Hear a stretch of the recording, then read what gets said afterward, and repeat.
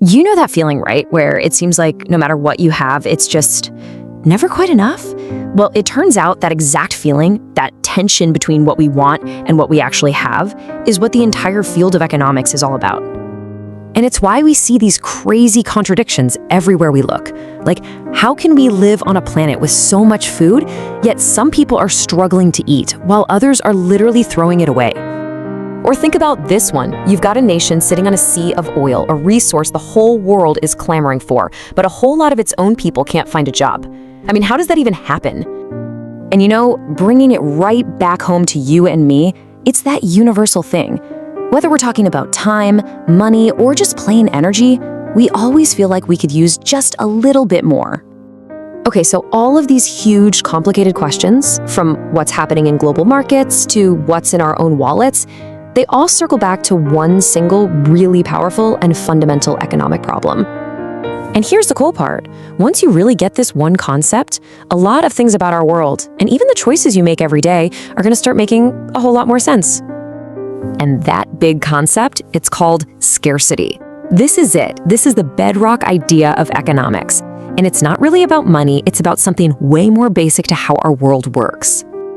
So, put simply, scarcity is just the fact that there's always a gap between all the stuff we want and the stuff we can actually have. It's like the ultimate reality check, and it applies to every single one of us. You, me, big companies, even entire countries. It's this constant push and pull, right? On one side, you have our wants, which are endless. Better healthcare, better schools, the newest phone, you name it. But on the other side, you have our resources, which are definitely not endless. There's only so much time in a day, only so much oil in the ground, only so much money to go around.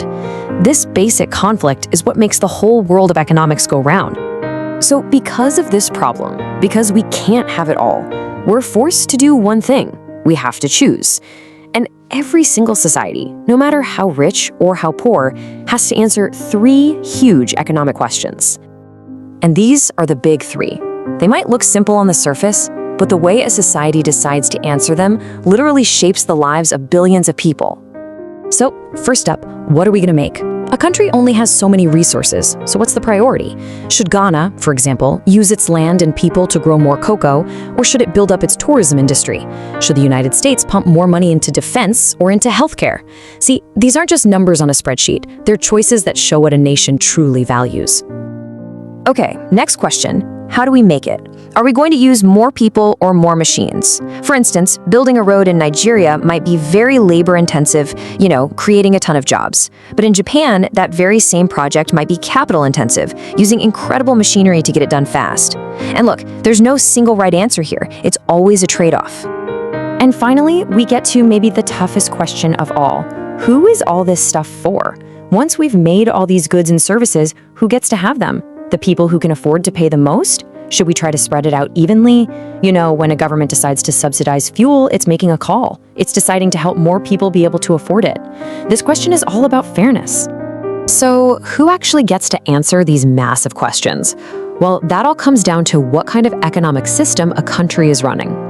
Broadly speaking, there are three main ways to go about it. In a capitalist system, like in the US, it's mostly individuals and private businesses making the calls. In a socialist or command economy like North Korea, the government is pretty much in charge of everything. But the truth is, most countries today, like Nigeria, for example, are a mixed economy, a blend of both, where the government and private citizens each have a say. Okay, so let's zoom all the way back in now to an idea that affects every single choice you make every day. Because it turns out, every decision, big or small, comes with a kind of hidden price tag. And that price has a name: opportunity cost. And honestly, this might be one of the most important ideas in all of economics. It's not about the money you actually spend, it's about the opportunity you lose. Think about that for a second. It's a really powerful idea. Whatever you choose to do with your time or your money, you are, at that exact same moment, choosing not to do something else. And that something else, that path you didn't take, that's the real cost of your decision. Here's how it plays out in the real world. A government decides to spend billions on building new roads. The opportunity cost isn't just the money, it's the brand new hospitals they now can't afford to build. And for you, when you decide to buy those new shoes, the opportunity cost is the data plan you could have gotten instead. It's the value of what you gave up.